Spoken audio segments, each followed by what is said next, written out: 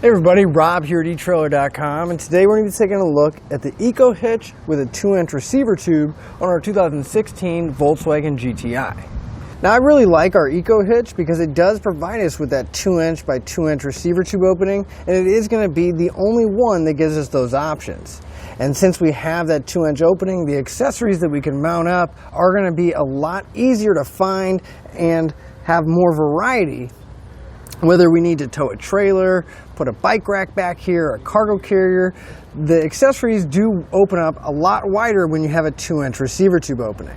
But regardless of what you're going to be using your hitch for, all of the accessories are going to mount to the hitch pin hole here on the side. Now the hitch is going to accept a standard 5/8 pin and clip.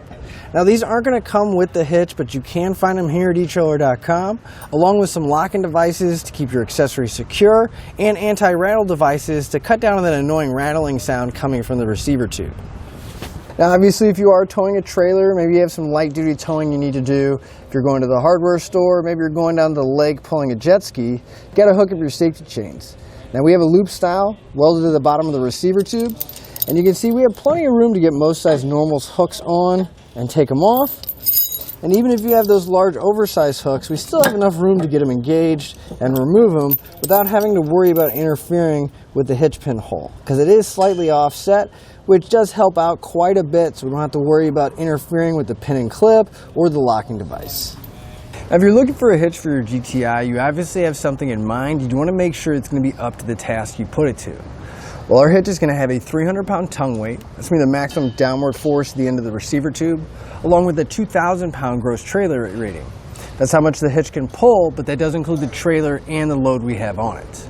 I'd like to give you a few measurements, and these are going to help you whenever you're looking for accessories. From the center of the hitch pin hole to the outermost edge of the bumper, it's going to be right about 5.5 inches. Now that measurement is going to help you when you're looking at folding accessories to make sure you have enough room to put them in the upright stored position and not make contact with the rear bumper. From the ground to the inside top edge of the receiver tube opening is going to be right about 11 inches. Now at that height, I definitely recommend a bike rack or a cargo carrier with a raised shank. That way we can get a little bit more ground clearance out of it and not have to worry as much about bottoming out. But that measurement is also going to help you when you're looking at a ball mount so you can find the appropriate rise or drop to match up to your trailer. Now again, I really like the EcoHitch on our GTI here because it is a really clean look, and since the Crosstube is completely hidden behind the bumper, it definitely helps out with ground clearance. Now the downside is the installation is a little bit more involved because we are going to have to remove the rear fascia and trim out so we can have the receiver tube sticking out. But there aren't any special tools required. It's definitely something you can do at home, in your garage, or in your driveway. In fact, let's go ahead and bring our GTI into the shop and we can go through the process together so you can have the confidence to do it at home. To begin our installation, we want to come to the back of our GTI, and if we come just to the outside of the exhaust, right behind the tire, we'll see our wheel well liner. If we look at the very bottom, we're going to have a screw holding it in place. We're going to grab a T25 Torx bit and we're going to pull that screw out. And we're going to have one on the opposite side, on the passenger side, so we're going to pull that one out as well. Now directly behind that screw, we're going to have another one. It's going to be a different style, but we want to grab a T15 Torx bit and we're going to pull that center of the bolt out. Now when you're unscrewing these, you kind of want to use light pressure because that is a pushpin style. We want to pull out that center, and then we'll grab a flat blade screwdriver so we can pop the base out. You may be able to just kind of pull down, but if not, again, we'll get a flat blade screwdriver, just kind of work it underneath to pop it out. A little close.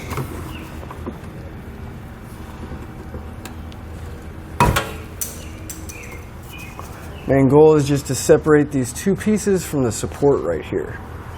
And we're going to have that same bolt and pushpin style fastener on the other side as well, so we'll pull that one out too. Then we'll have two more that's going to be in between the two tailpipes. They're going to be attached to two more bumper supports. So we'll pull both of these out.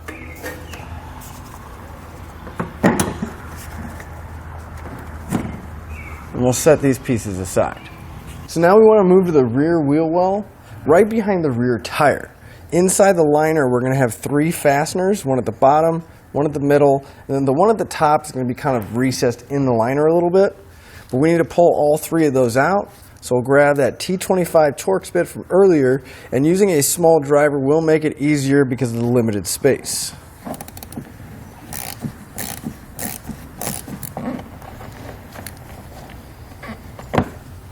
So now we want to grab the wheel well liner. We're just going to peel it back, push it out of the way, kind of put it on the tread of the tire just so it stays.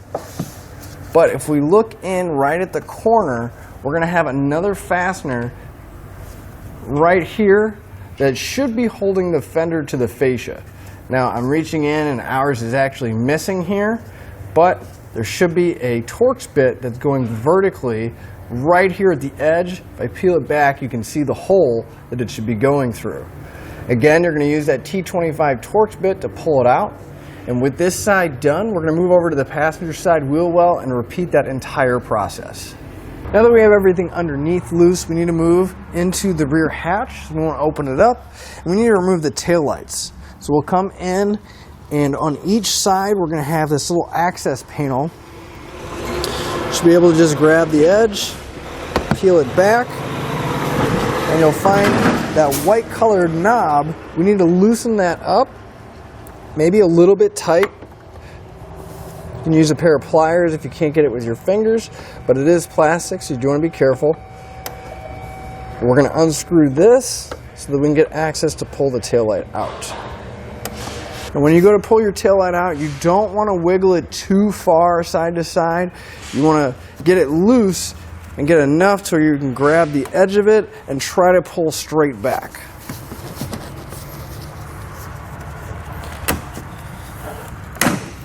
There's some alignment pins here on this side, and if you go too far, those can break off. Now we're going to have a connector. There's not a whole lot of slack in the back there, but we need to slide that red tab away. So grab a screwdriver, a pair of pliers, just something that we can reach in there with. We'll push that tab back to where it slides, and we want to press in on that black tab so we can separate the connector. Maybe easier if you reach from the inside. And we can disconnect it and set the taillight assembly aside. And we're going to pull the other side out as well. So now we can start to loosen up the fascia. We want to start at the fender, right where the fascia meets, and we're going to start pulling away. There's some clips that we need to release along the edge, and once we get to the taillight section, we probably will have to release these manually. So I like to grab a flat blade screwdriver and press down on those tabs as you're pulling away slowly. You do want to take your time because we don't want to break these pins or anything else.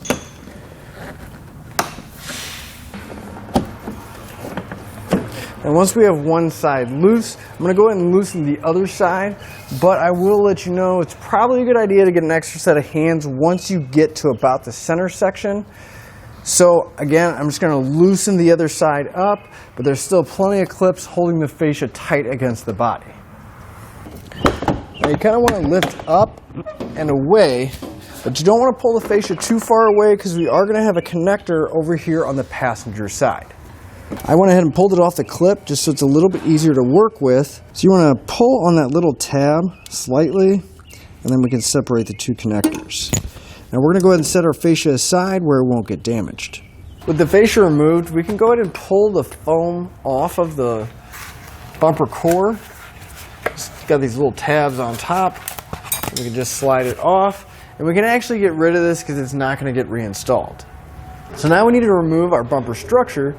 On the driver's side here, we'll have 3 bolts that are holding it in place, but we will have a 4th one over on the passenger side.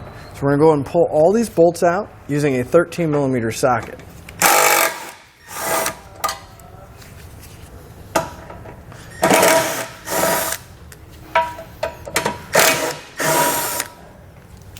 Now I always recommend having a firm grip on it before you pull that last bolt out.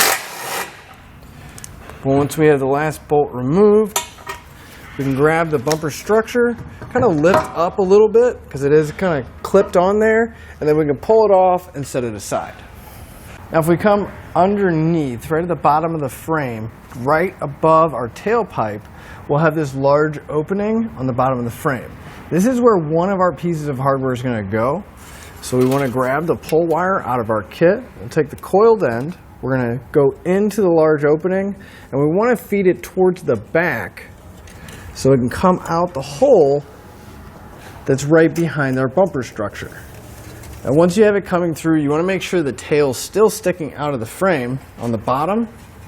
We're going to grab the large spacer that has a square hole in it, slide it over the pull wire, just slide it into the frame.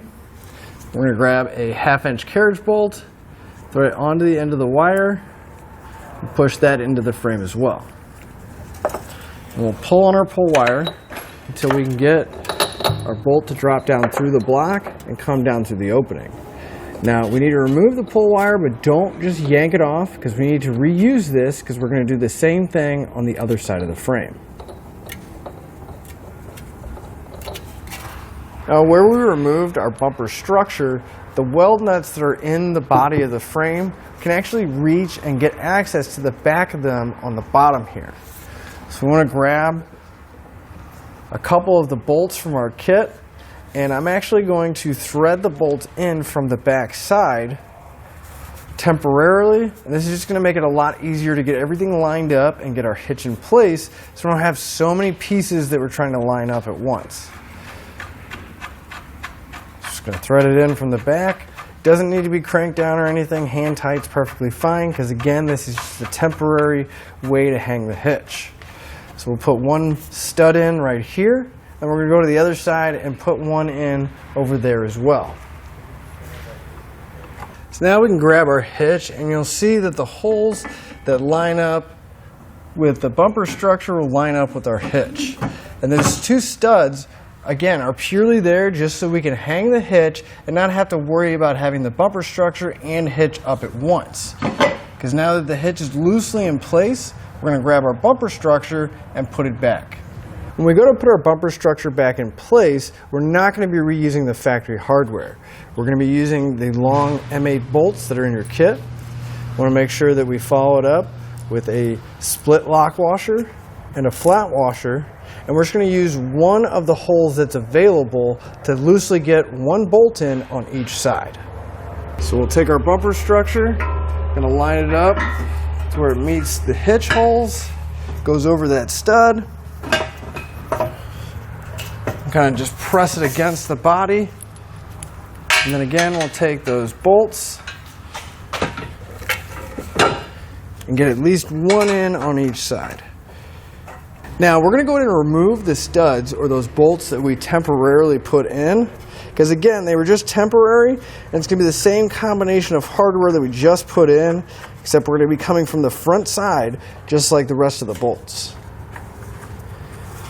And once you have all those bolts loosely in place, you want to grab that 13mm socket and snug them all up.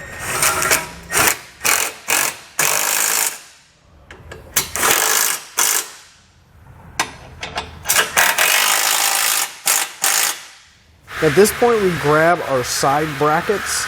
We'll have an oval hole and a smaller one that kind of tapers down and has a little tab on it.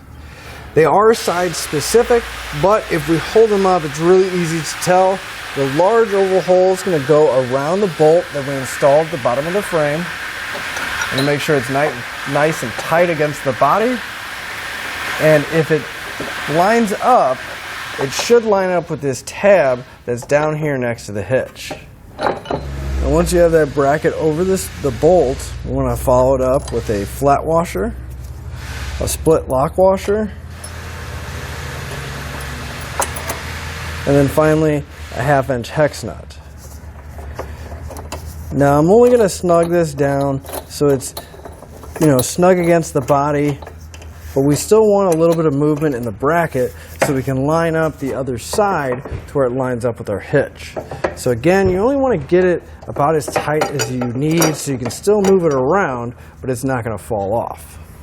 So coming from the outside where the bracket is, We'll take a 3/8 bolt, follow it up with a flat washer, go through the bracket, through the hitch, and again, I need to kind of move things around a little bit to get everything lined up. So we're leaving everything kind of loose comes in help. And once we get that bolt through, we'll take a serrated flange nut and secure it down on the inside. Now it's going to be the same combination for the bracket on the other side, so we'll get that one in place as well. I'm going to come back and I'm going to tighten up all the hardware. For our 3/8 bolts here, I'm going to use a 9/16 wrench to hold the nut on the inside and a 9/16 socket. You may need to use a swivel depending on your setup, just because the exhaust is going to be right there. And then for the 1/2" bolts coming down through the frame, you can use a 19mm or a 3/4" socket. Then you want to make sure you come back with a torque wrench, and we're going to torque all of our hardware down to the specified amount in the instructions. You just want to pay close attention because each different size bolt does have a different torque value.